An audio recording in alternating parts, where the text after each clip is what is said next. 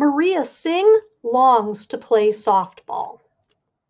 It's the spring of 1945 and World War II keeps dragging on. 9-year-old Maria Singh's life revolves around school, scrap metal drives, and practicing her pitching, just in time for her teacher to form the first ever girls softball team at their school in Yuba City, California. But even as Maria's world opens up, her parents, Pappy from India and Mama from Mexico, can no longer protect their children from prejudice and from the discriminatory laws of the land. When the family is on the brink of losing their farm, Maria must decide if she has what it takes to step up and find her voice in an unfair world. Here is a preview of Step Up to the Plate, Maria Singh by Uma Krishnaswami. Can't, Emilio taunted. Sure I can. Maria gave her little brother a push, but he clung to her like a shadow. Emilio stuck out his lower lip. He was about to get all pouty and pig-headed. She could tell. You're a girl, he said. So? Not for the first time, she wished she did not have a 6-year-old hanging on to her like a goat-grass burr. Girls can't play ball. Can too. You don't know anything. Mama insisted that Emilio was too small to walk to school and back by himself. It was a 40-minute walk if you went fast. In this last month of school, on account of wartime gas rationing, the bus to the farms on the city's outskirts had stopped running. I'll tell Pappy, Emilio said. It was always his ultimate weapon. You do, and I won't share my tin cans with you. Emilio glared at Maria, but she knew she'd shut him up, at least for now. Emilio was a pack rat. He collected anything and everything, including cans that could be traded in for ration stamps. He was keen to collect the ration stamps too, except that Mama took those away from him, needing them to feed the family. Around them streamed the ragtag morning crowd of Yuba City public school pupils, chattering and running and bumping into one another. From inside the door, the morning's first bell jangled. Cut grass and turned dirt scented the air around the school on this warm California morning.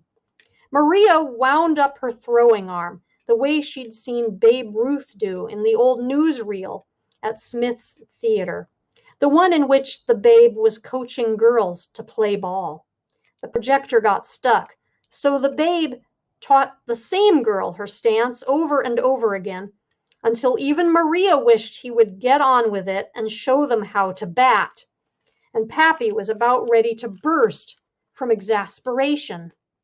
Maria could remember every word Babe Ruth said. Wind up, follow your arm right through. An easy play is hard to make. She gripped her imaginary ball with both hands. She pulled back and let it fly. Maria, it was Connie. Consuelo Con, biggest and bossiest of the 7, count 'em 7, Con kids. Connie to everyone. Maria and Connie were friends forever. They'd thrown balls at each other and swung at them with dime store bats since they were 6 years old. Both of them came from half and half families here in Yuba City, with mothers from Mexico and fathers from faraway India. People called the families Mexican Hindus, even though the fathers were mostly either Sikh or Muslim in the God department. The families joked that they were Ada, which meant half and half.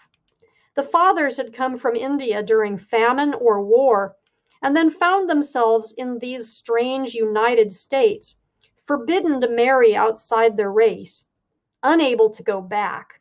This was the history, and everyone knew it. You're going to stay to sign up, right? Connie said. Oh, yes.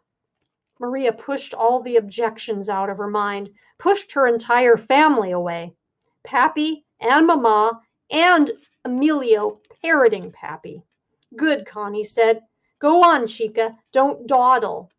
She shoved the littlest of the Con kids through the door. Pappy's never letting you.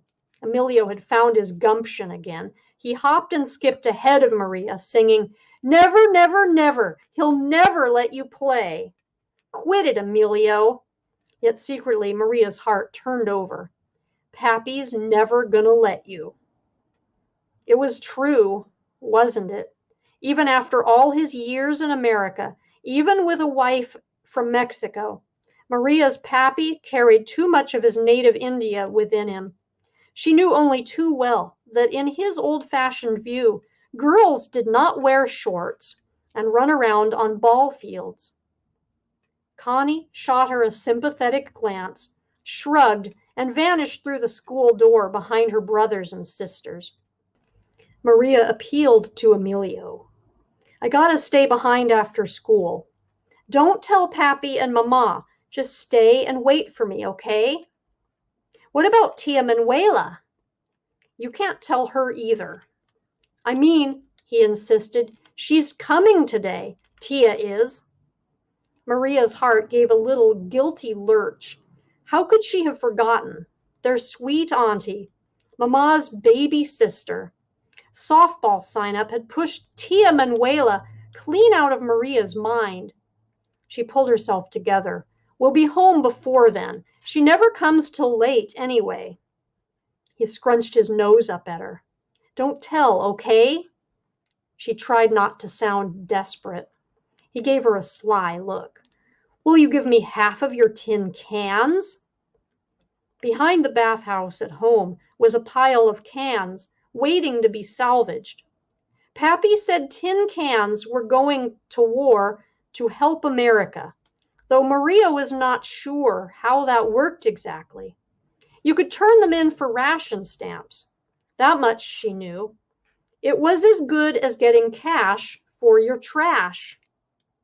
Emilio loved holding the ration stamps in his hands and poring over the designs on each one. He was mad about those stamps, even though he had to give up every last one when he got home. Mama and Pappy counted them diligently and traded them in for sugar and butter and gasoline. Half your tin cans, huh, Maria? Emilio prompted. She considered. And if I don't? He stuck his tongue out at her. Maria made a grab for him, but he scooted inside, ducking past the teachers stationed in the hallway, waiting, ruler in hand, to swipe at the legs of children who dared to run. And this has been a preview of Step Up to the Plate, Maria Singh.